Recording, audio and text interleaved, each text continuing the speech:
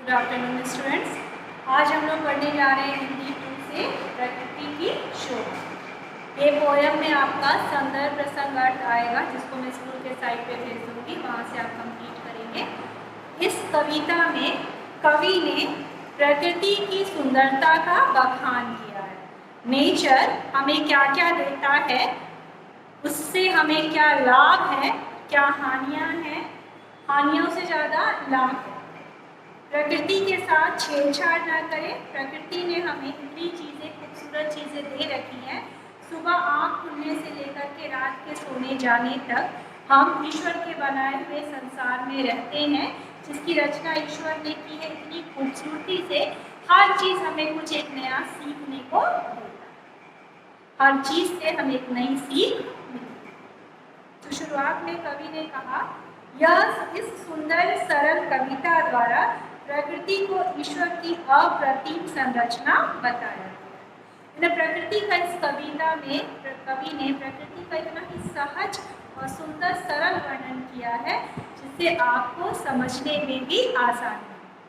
कविता में प्रकृति का एक चित्र सा खींचा हुआ है। चित्र मतलब नेचर में क्या क्या है, उसको एक फोटो के द्वारा आपको दर्शाने की कोशिश की।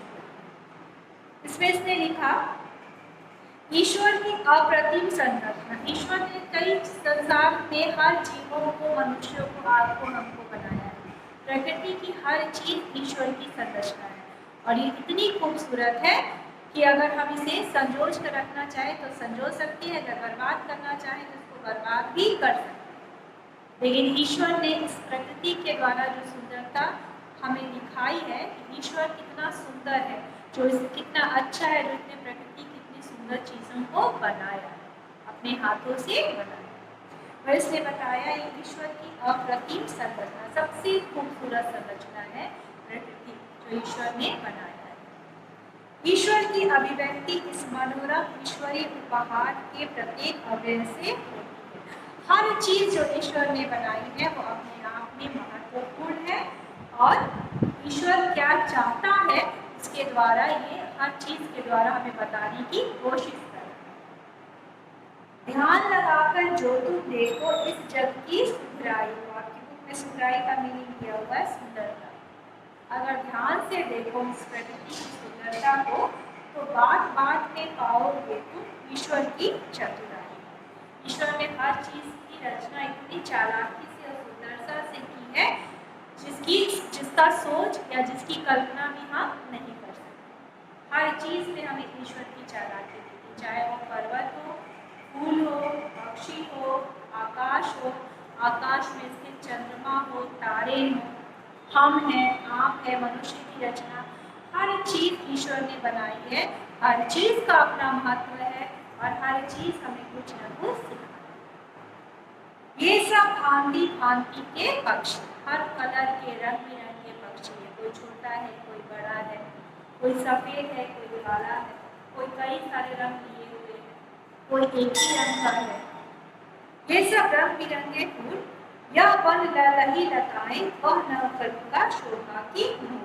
ये जो तरह तरह के पक्षी हैं, कई रंगों के पक्षी, ये पेड़ों से, फूलों से लदी हुई लताएं खुश होकर हमें कुछ न कुछ बताती। वही उसने कहा, यह वन जंगल, ललही लता, फूलों से लदी हुई लताएं, शाखाएं, नवकलिका शोभा की धूम। और ये नई खिलती कलियां है ना, नई खिलती कलियां भी क्या है, सुंदरता का एक।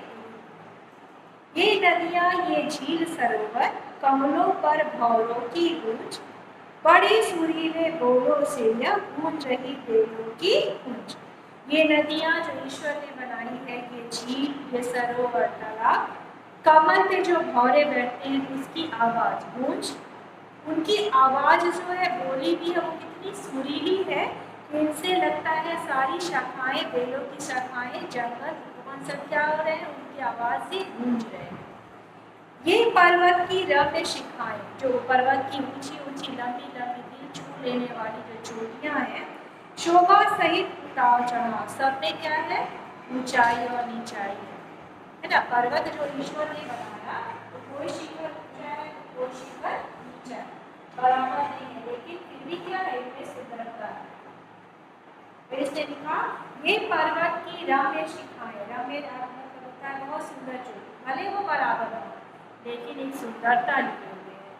शोभा सहित उतार चढ़ाव, निर्मल जल के बहते झरने, सीमा रहित महाविस्तार। ये और पहाड़ों से जो निकलती नदियां हैं वो कहाँ जाकर मिलती है? समुद्र में, अपने साथ बर्फ के पानी को लिए हुए समुद्र में जाकर मिलती है, और जिसकी लंबाई और चौड़ाई भी आप नहीं नाप सकते। महाविस्तार।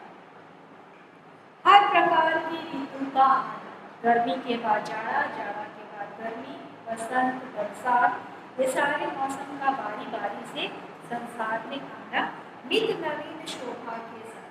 हर ऋतु की अपनी पसंद है, हर ऋतु अपनी अपनी एक नई तरीके से हमारे सामने एक नई खोज के साथ आती है। जैसे बारिश में वर्षा होती है तो जाड़े में हमें ठंड लगती है, गर्म कपड़े का हम उपयोग करते हैं।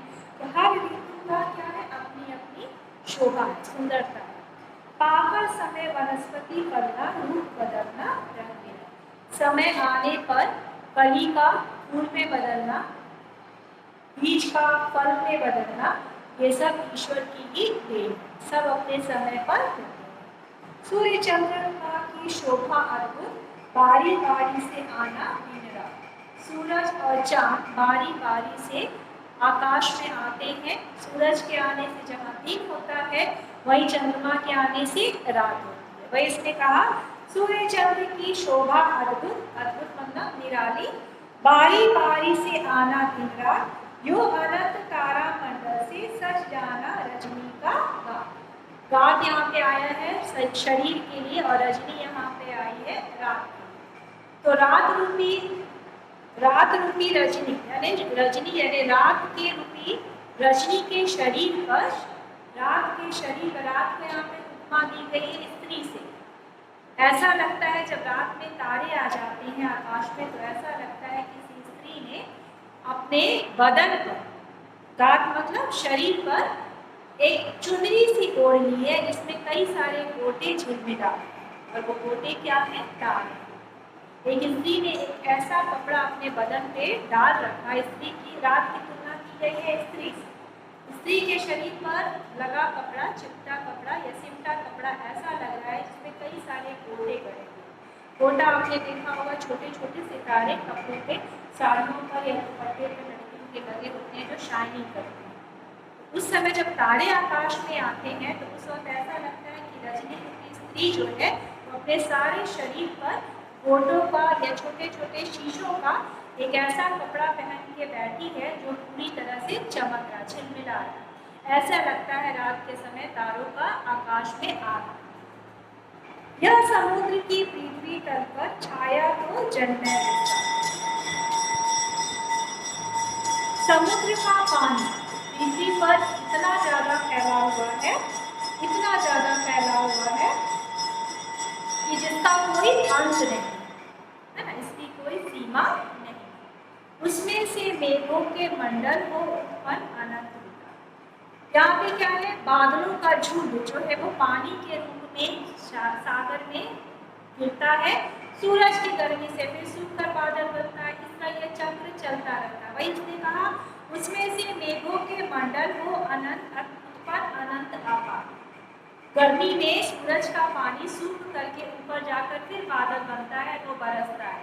तो ये प्रकृति का चक्र चलता ही रहता है। गर्जन तर्जन घन मंडल का, वर्षा बिजली का संचार। बारिश के मौसम में बादलों का गरजना और बिजली का चमकना, बारिश का होना, इसका हमें क्या दिखाई देती है? ईश्वर की लीला, परमेश्वर की लीला अद्भुत अपरंपार। यानी कवि ने दिखाया है कि ईश्वर ने जो भी संसार में बनाया, प्रकृति में जो भी उसने रचना की, सब में उसकी चालाकी और सुंदरता दिखाई देती है। कहने का मतलब है आप हर समय ईश्वर को याद करें और उन चीजों के लिए उसको धन्यवाद दें जो उसने बनाया।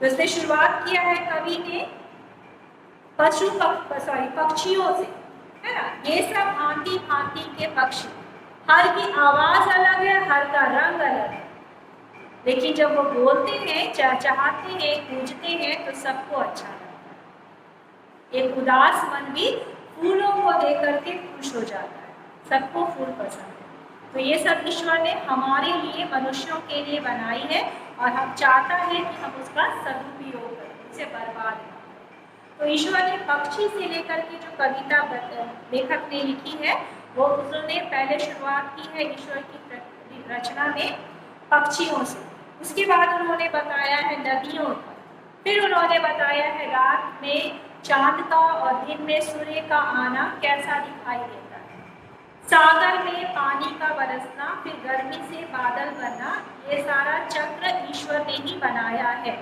और ये प्रकृति के नियम से ही चलते हैं। पहले ऐसा नहीं है कि पहले जाड़ा आएगा फिर बरसात होगा फिर गर्मी आएगी, नहीं, हर चीज जो है अपने समय पर, निश्चित समय पर इस संसार में आती है और अपना काम करके वापस चली जाती है। तो हर चीज का एक समय है, एक छोटी कली भी समय आने पर खिलेगी, उसी तरह जब मौसम बसंत का होगा तभी शाखाओं पे फूल खिलते हैं, समय आने पर ही एक बीज फल का रूप लेता है। ये सब ईश्वर का बनाया हुआ है, हर चीज की एक सीमा है और हर चीज में ईश्वर की सुंदरता हमें दिखाई देती है। वही उसने लास्ट में कहा, बिजली का चमकना, बादल का बरसना, ये सब में क्या दिखाई देती है, इसमें लिखे परमेश्वर की लीला अद्भुत अपरंपार, सब में ईश्वर की सुंदरता हमें दिखाई देती है। इस कविता से आपका सुंदर प्रसंग अर्थ आएगा, इसको मैं साइड पे भेजूंगी, आप कंप्लीट करेंगे, ठीक है। कवि का नाम है श्रीधर पाठक। आज आपका होमवर्क रहेगा, इसका वर्ड मीनिंग आप तैयार करेंगे, कविता नहीं याद करिएगा, ये कविता सिर्फ आपको सुंदर प्रसंग के लिए आएगी। जो नेक्स्ट आएगा मेलों की बेला, उसकी 10 पंक्तियां आपको सेकेंड सेमेस्टर एग्जाम के लिए तैयार